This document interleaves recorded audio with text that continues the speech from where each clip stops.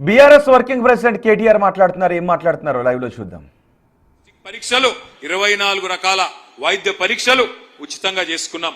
అట్లాగే హైదరాబాద్ అంటే ఒకనాడు గాంధీ, ఉస్మానియా, నిమ్స్ ఈ మూడు తప్ప ఒక్క కొత్త ఆసుపత్రి కూడా కట్టలేదు 65 ఏళ్లలో. గతంలో ఉన్న ప్రభుత్వాలు ఒక్కటంటే ఒక్క ఆసుపత్రి కూడా కట్టలే. అప్పుడెప్పుడో స్వాతంత్రం రాకముందు నిజాం నవాబు కట్టిన గాంధీ, ఉస్మానియా, అదే విధంగా Nizam's institute of medical sciences NIMS Panjagutta, ఈ మూడు తప్ప హైదరాబాద్ లో ఒక్క కొత్త ప్రభుత్వ దవాఖాన కూడా 65 ఏళ్లలో ఏ ప్రభుత్వం కట్టలేదు.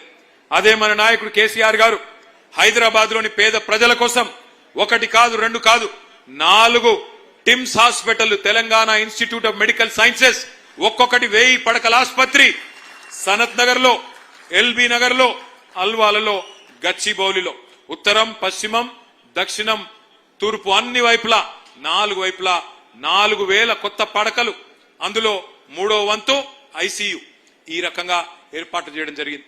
అట్లాగే ఉన్న నిమ్స్ హాస్పిటల్ ను కూడా ఇంకొక 2000 పడకలు పెంచి అక్కడ కూడా విస్తరణ చేసుకున్నాం. అంటే కొత్తగా కేసీఆర్ గారి ప్రభుత్వం వచ్చినాక, మన రాష్ట్రం వచ్చినాక పేద ప్రజల ఆరోగ్యం కోసం బ్రహ్మాండంగా మనం ఆనాడు కష్టపడి టిమ్స్ హాస్పిటల్ కడితే ఇక ముఖ్యమంత్రి గారు పోయి రిబ్బన్లు కట్ చేస్తా ఉన్నాడు.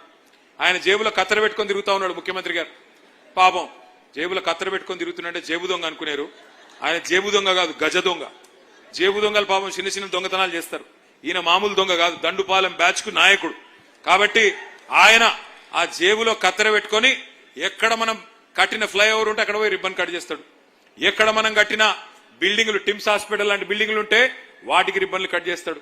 మనం కట్టిన డబుల్ బెడ్రూమ్ ఇళ్లకు పోయి రిబ్బన్లు కట్ చేసి మేమే ఇచ్చినామని చెప్తున్నాడు.